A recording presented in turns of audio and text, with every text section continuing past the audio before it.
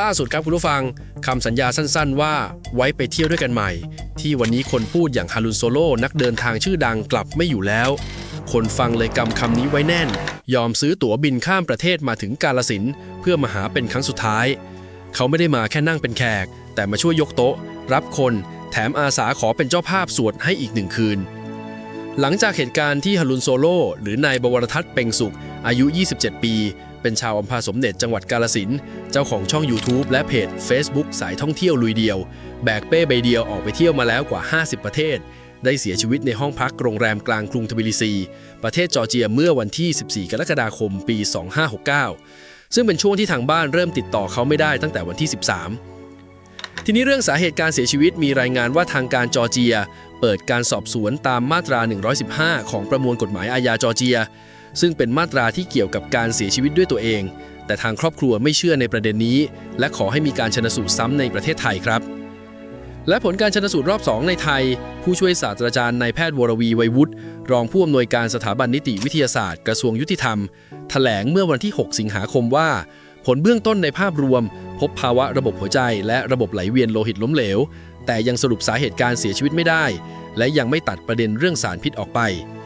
ที่สำคัญคือไม่พบร่องรอยการถูกทำร้ายร่างกายไม่พบรอยฟกช้ำไม่พบกระดูกหักอวัยวะส่วนอื่นไม่พบความผิดปกติยกเว้นที่หัวใจซึ่งต้องส่งตรวจแลบตรวจเนื้อเยื่อและตรวจทางพันธุกรรมเพิ่มเพราะต้องดูเรื่องภาวะไหลตายด้วยโดยคาดว่าจะใช้เวลาประมาณ 1-2 สัปดาห์ซึ่งตอนนี้ยังไม่มีข้อสรุปทางการว่าเขาจากไปเพราะอะไรส่วนเรื่องทรัพย์สินที่ส่งกลับมาพร้อมร่างมีเพียงหนังสือเดินทางเท่านั้น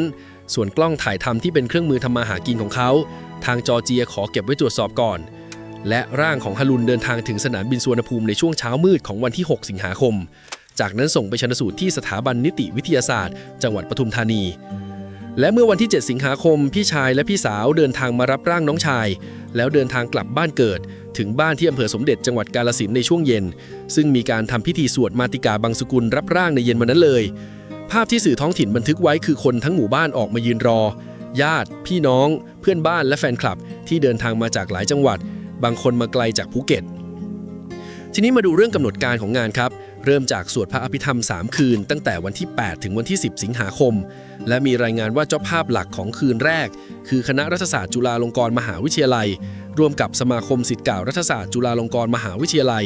โดยรองศาสตราจารย์ดร.ศิริรัตน์แอสกุลรองคณบดีคณะรัฐศาสตร์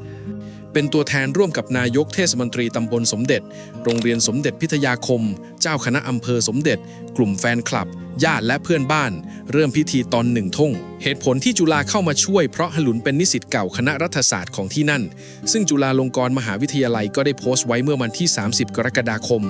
บอกว่าแสดงความเสียใจกับครอบครัวของนายบวรทัศน์เพ็งสุขระบุเป็นนิสิตเก่าคณะรัฐศาสตร์โครงการจุฬาชนบทรุ่นที่37และขอให้อยู่ในความทรงจำของนักเดินทางตลอดไป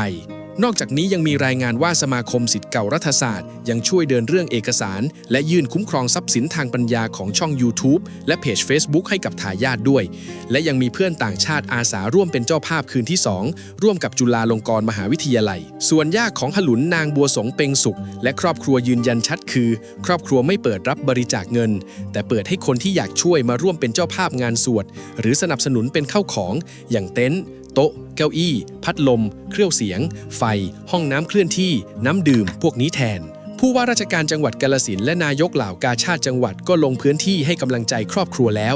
ทีนี้มีเพื่อนต่างชาติคนหนึ่งชื่อแลมเดินทางข้ามน้ำข้ามทะเลกว่า 1,000 ไมล์มาถึงไทยหลังจากได้รับแจ้งข่าวจากพี่มอสและเมื่อมาถึงงานเขาไม่ได้นั่งเป็นแขกแต่ลงมือช่วยยกโต๊ะช่วยต้อนรับแขกและยังอาสาร่วมเป็นเจ้าภาพอีกคืนหนึ่งด้วยเพราะทริปเมืองไทยเมื่อประมาณ1 ปีก่อนฮลุนได้พาแลมไปวัดอรุณและพากลับบ้านกาฬสินธุ์ให้ทั้งที่นอนที่กินแถมย่าบัวสงยังเคยนั่งเย็บรองเท้าแตะขาดให้เขาด้วย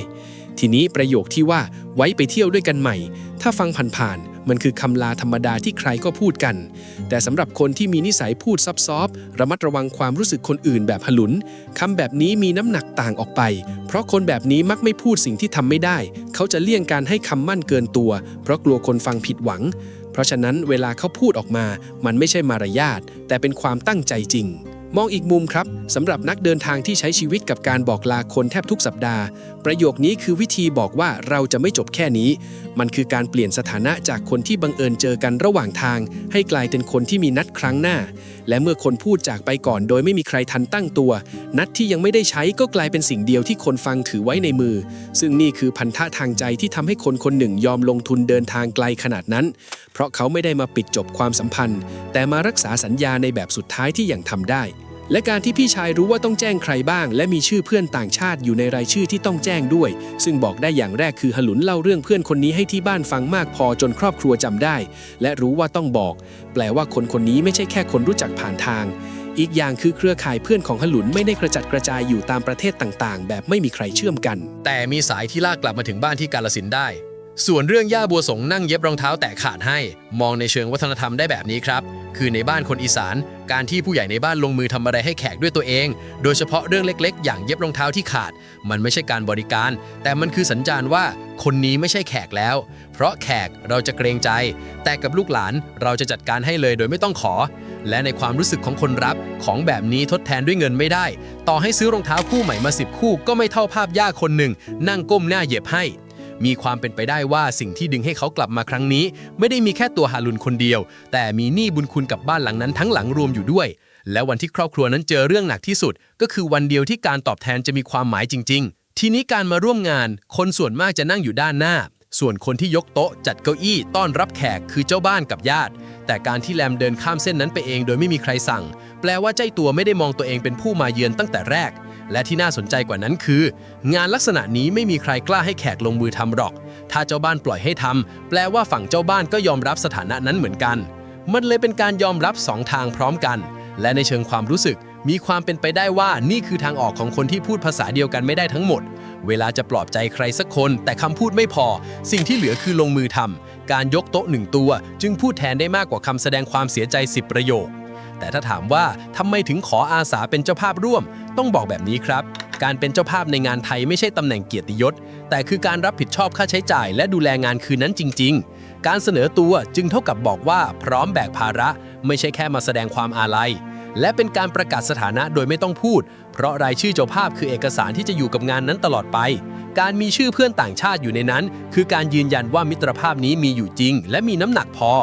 และถ้ามองในมุมการที่คืนหนึ่งมีสถาบันการศึกษาระดับประเทศเป็นเจ้าภาพนั่นคือการให้เกียรติฮารุนในฐานะนิสิตเก่าและนักเดินทาง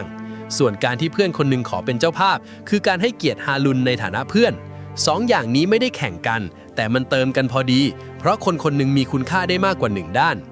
ทีนี้ถ้าดูจากรูปแบบความสัมพันธ์ที่เล่ากันมาว่าฝ่ายหนึ่งมักจะเสียสละให้อีกฝ่ายเสมอวิเคราะห์ได้ว่าสิ่งที่เกิดขึ้นในงานครั้งนี้ไม่ใช่เรื่องใหม่เลยมันคือพฤติกรรมเดิมที่ทำต่อในสถานการณ์ที่ต่างออกไปเท่านั้นที่ต่างคือครั้งก่อนๆทำแล้วมีคนเห็นมีคนขอบคุณมีคนตอบกลับแต่ครั้งนี้ทำแล้วไม่มีใครตอบไม่มีใครรู้ว่าเห็นหรือเปล่าและไม่มีอะไรได้กลับมาแม้แต่นิดเดียว